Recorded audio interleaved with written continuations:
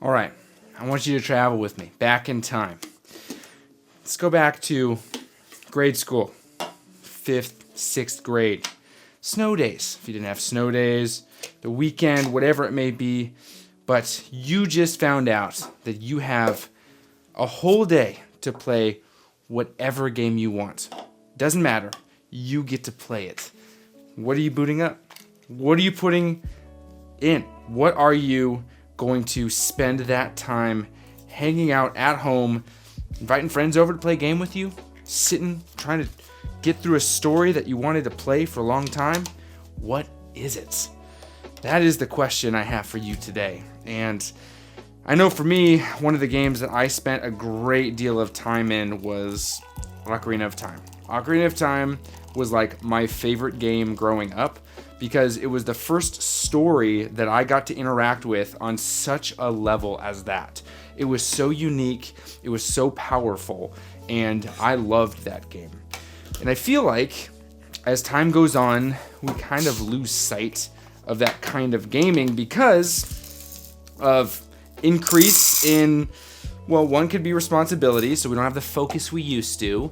Another is increase in finances. We're capable of purchasing more than one game at a time, so then we aren't focusing, or even more so, increase in the ability to have multiple consoles, and so we're now juggling stories, and it's hard to stay invested, especially with the introduction of subscription services, and just basically, you're no longer sitting there on 4 or 5 games, you're sitting there on 400 to 500 games to choose from.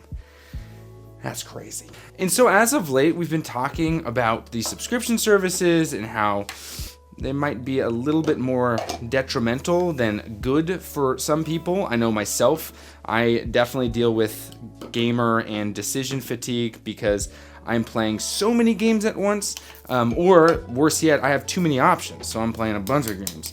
Back to this real quick. We're going to be going with the AeroPress for a while. I'm just loving this. Also, it makes a smaller cup of coffee, and so if I plan on having more than one cup, like today, because I woke up extra early to do something very special, and I'll share that with you just in a moment, I want to not over-caffeinate, because it can get my stomach all weird. So we're sticking with AeroPress. I'm just loving the balance of this cup. It's so good. So let's get a bloom going. Oh wait, you don't bloom on AeroPress. You just go for it. Let's go for it. Let's get that all the way up and talk back about gamer fatigue and all that stuff. We've touched base quite a bit about it. But I recently made the decision to ditch my subscription services, even my gaming subscription services. I know, pretty wild, right? Not like so much so that I'm like, oh, I'm too good to ever have them back. Like, I'm sure if the game piques my interest and it's like, hey, you want to try this game or whatever it may be, I might subscribe to a gaming service to do that very thing. But as of late, there's nothing really on the horizon that is particularly like, oh, I gotta play this. And so I've since decided that I am going to ditch my gaming subscriptions, ditch my streaming subscriptions, and switch to something that I've been playing with the idea for a long time, which is physical only, right? Or what I like to call ditching digital, analog everything. I know that video games are a digital media, right? You're playing with an electronic thing. The physical part of things are starting to leave more and more and more just because physically the games aren't able to hold the whole cartridge, like the whole game on the cartridge. I get it, right? It's more, though, the principle of the thing. And going back to that moment back when, you know, we were in grade school or high school or junior high, whatever it may be, and you interacted with that game, yes, it was an older time, stuff was happening back then, but there was this relationship that you had with that moment, this excitement that you had with it. And I think that that's something that I've been chasing for such a long time. And as I'm raising children, I'm realizing that this hobby can quickly become one of two things: an all-consuming, very, very selfish hobby that I end up just serving myself and then end up not serving anyone else, and then at that point become useless, which is what some people struggle with. They struggle with the idea of, is this important enough to have in my life? And I think that if you're finding it to be a hindrance between your responsibilities and your actual life itself, and like you're like, oh, I'd rather do this than actually do my responsible dad duties, husband duties, life duties, then yeah, it is for sure in the way, and you should probably address that. But for a lot of us, it's just something we do to kind of get through the day. And I'm like, how can we focus more? So I did something this morning that was quite special, and I want to share with you something I just got. I got this chest. Now, some of you might recognize what this is. This is a Zelda chest. What is in this are books. Now, I have plenty of Zelda books here, and I have this, which I'll get to in just a moment. These books are mangas. They are the deluxe edition mangas. Now, this is supposed to have a little musical charm that goes da da da da da da. They have since completely removed it. So if you're going to end up getting this, just know that it doesn't have that anymore. And for people who do have it, it apparently never really worked. So that is what it is. As you guys can see, and I'm going to pull out the book that I was reading this morning, these are deluxe edition hardcover mangas. This is the Ocarina of Time Deluxe Edition hardcover manga, and you are right now probably hearing someone working on a buzzsaw. Let's close that up. Now you don't have to hear that anymore. This Ocarina of Time one is gorgeous. I read through the first couple of chapters just looking through here, and it's the story. Now, it is definitely a dramatized story because your mileage may vary with how you get through this game. I mean, I'm not going to spoil anything, but I can tell you how Link gets the sword and the shield is very different from the game itself. But I woke up this morning in this idea of slowing down. I'm like, I need to really just take it easy, and I'm going somewhere with this. I purposefully got everything ready. This was on a timer, so it was ready to go. I woke up, I came into my office, I pressed this button right here to raise the tone arm of my new turntable. I moved it over. This is actually an automatic one, so I can actually just press start and it's going to do it myself. And move this over, and this right here, which you're about to hear probably really loud, so I'm going to have to stop it so my son doesn't wake up, is The Legend of Zelda orchestrated on vinyl. I got a vinyl player because I wanted to, let's drop that, have this interaction with my music rather than what I was doing before. Double click, spacebar. Nothing wrong with that. But can we just all, for a brief moment, can you hear it?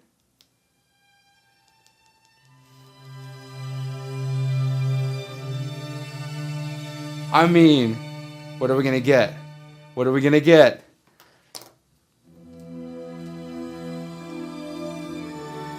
We know that.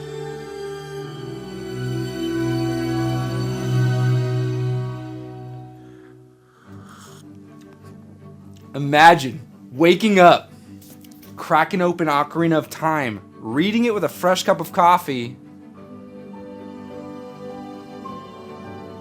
and hearing an orchestrated version of this. Oh, it's incredible. I get chills right now. And we're gonna have to shut it off because this is probably a DC whatever. Oh man, it's so good. Of course. So that was a purposeful thing because I'm like, I want to slow down. I want to interact with my medias. And in going back to some nostalgic moments, I'm like, this game, this series meant so much to me when I was younger, and it still does. Obviously, I have so many things here. And I literally went out to get a record player, all this stuff, just to slow it down a little bit.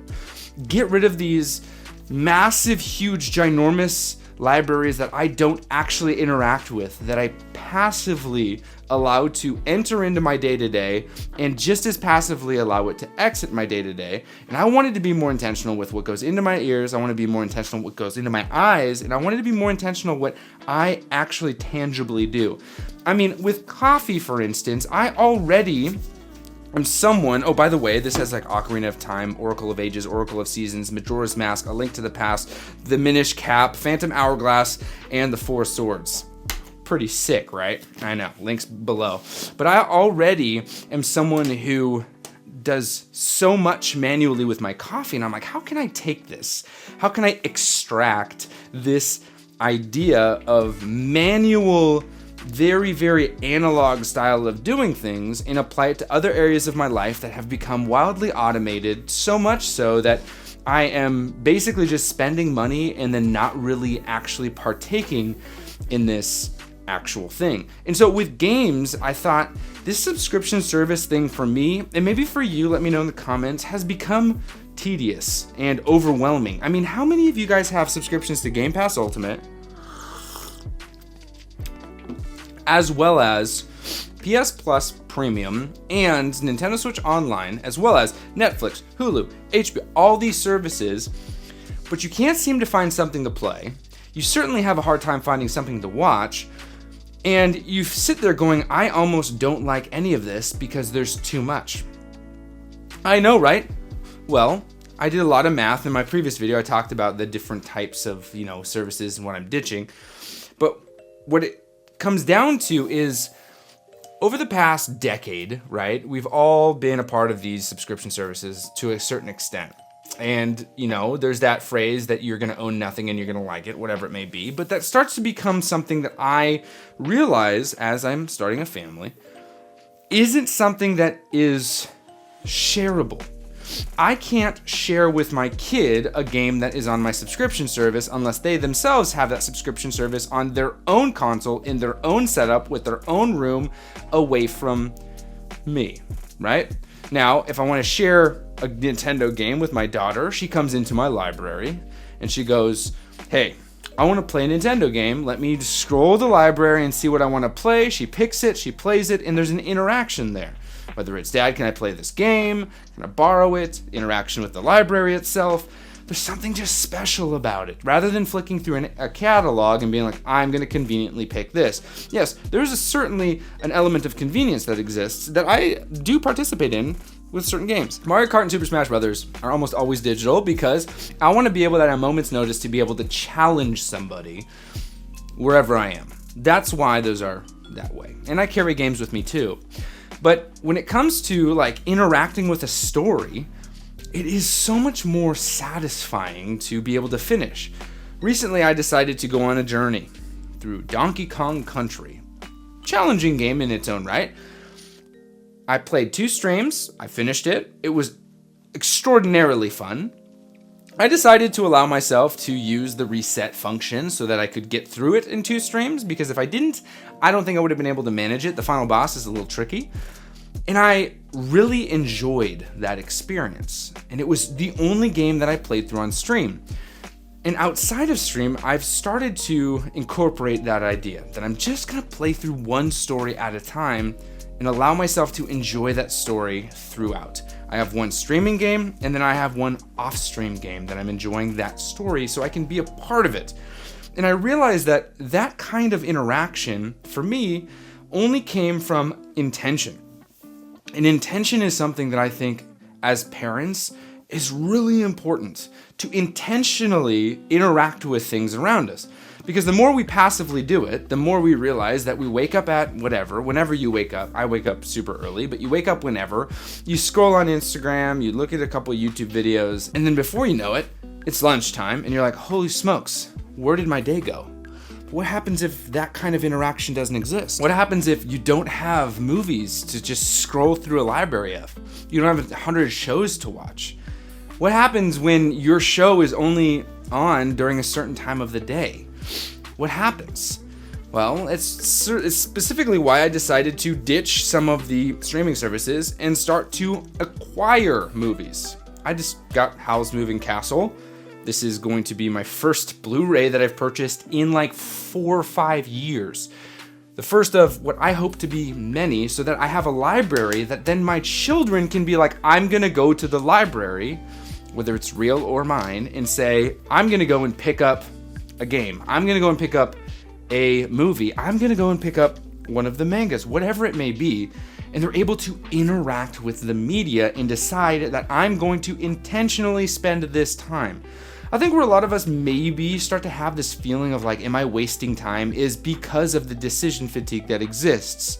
We aren't actually doing anything. We're thinking about doing it and then not doing it. So then therefore, over the hours of the thought, we have done nothing, complimented plenty, complimented? contemplated plenty and still done nothing. And that in and of itself, yes, is certainly a tremendous waste of time. But what happens if you're like, instead of doing that, I'm going to invite a friend over, buy a movie, rent a movie, put it in. And I was having a conversation with my good friend Chase, and he's like, I was showing him the vinyl setup, and he's like, yeah, that doesn't speak to me the way it speaks to you, because I don't need to interact with music that way, which I think is like perfectly fine. He goes, I'm curious, is there a big difference between that and what you can stream on Spotify?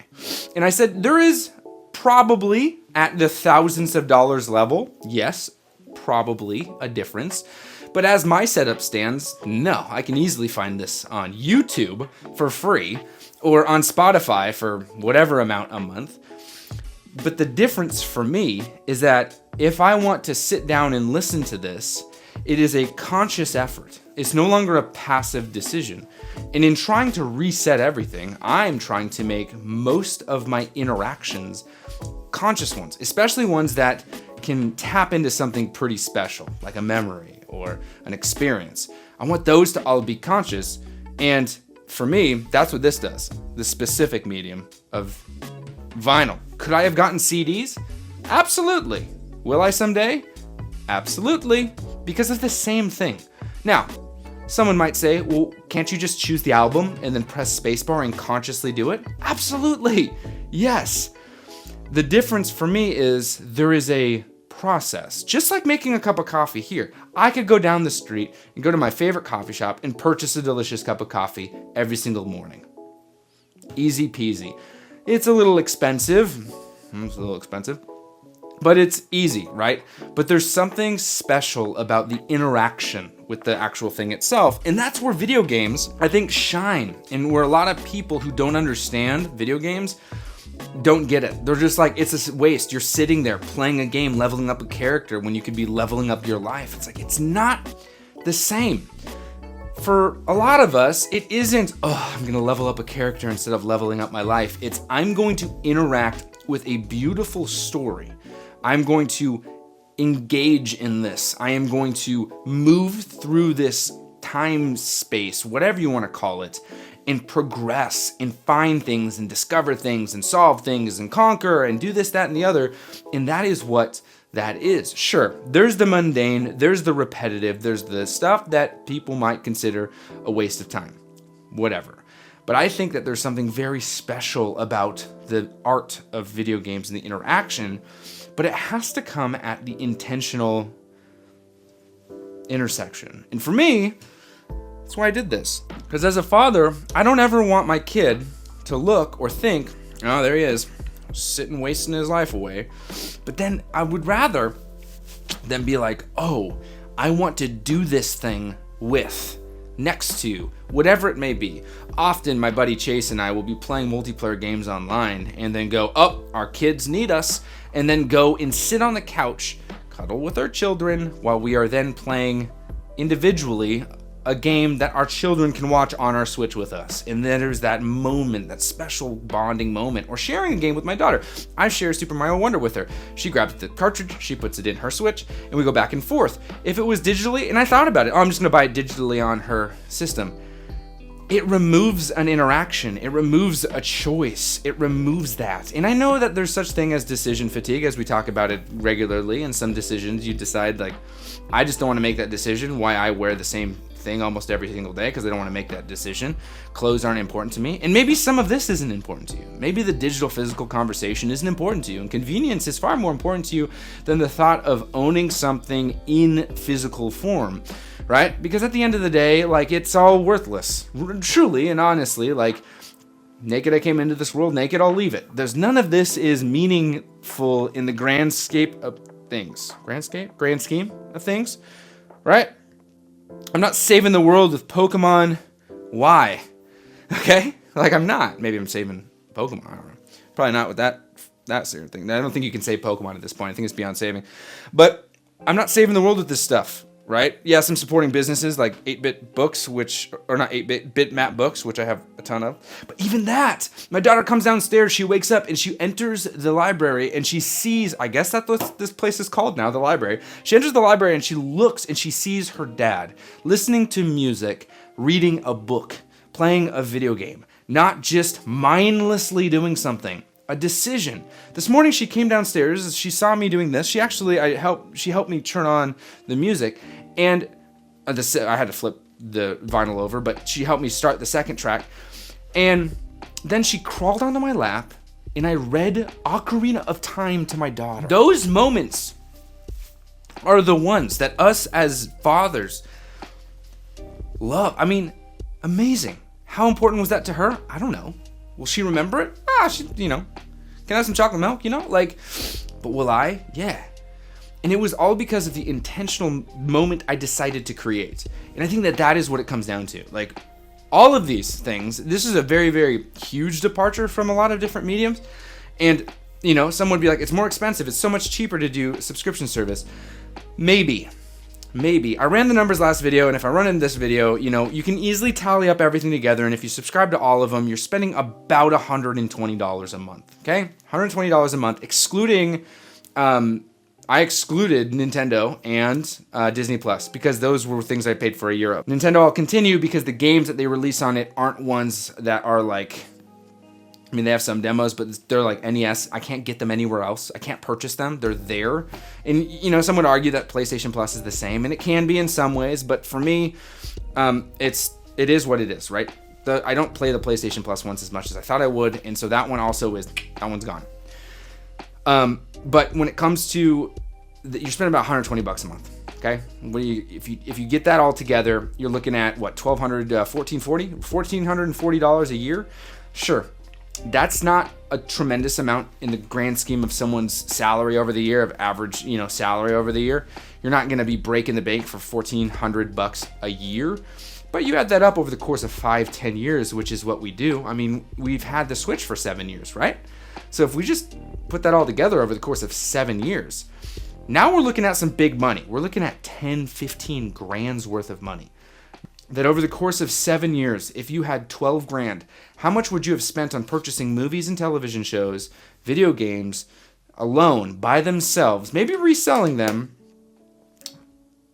and of that, decided to sit down and spend time watching those movies and playing those video games, and then go, oh, that was good, I'm going to keep it, or no, it wasn't that good, I'm going to sell it. It's huge. And I'm not going to get into like, oh, what do the companies want? But the companies certainly don't want that kind of lifestyle, because what does that lifestyle promote? Intention. And what does intention promote? Decision making. And when you have intentional decision making, that's when you start to decide not to do stuff. And I think that as someone who is spending time doing things and not doing other things, sacrifice is a huge part of being a parent. I have to sacrifice time for myself, or sacrifice time with my kids, whatever it may be. I want to make sure that every decision made is sacrificing in the right category. So at this point, I'm sacrificing convenience. And I would rather spend more money in the overall year. Let's say I'm spending $2,000 instead of $1,400 in media, but every single thing purchased is intentionally purchased, than spend money, save money, and then unintentionally interact with it. Because then at the end of the day, I have wasted time. I have done nothing. Let me know what you guys think. This is kind of a crazy topic. This does pertain to video games because I think that all physical is the answer, honestly. Purchase every game you want to play and then see how you end up enjoying games, right? I know that Blockbuster was a rental service that existed back in the day, just like GameFly, and I think that that's important in its own right, and maybe that's something that you guys look into. I don't know. But sub to play, just, I don't know. Rentals are, there's nothing wrong with rentals. And some people look at, Game Pass as rental service. Great. Just isn't working for me. Right? Timed rentals. Let's get intentional, guys. Let's get intentional. All right, that's it for me today. I'm excited because I haven't seen Howl's Moving Castle since I was probably a teenager, early teens. So I'll be watching this someday soon. And reading more of my Zelda manga. Oh, man.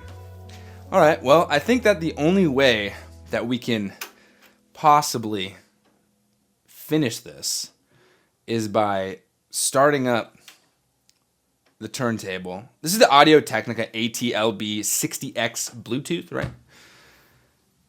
And just listening to that beginning one more time as we enter into the rest of our day, shall we? It's so good. Happy gaming, guys.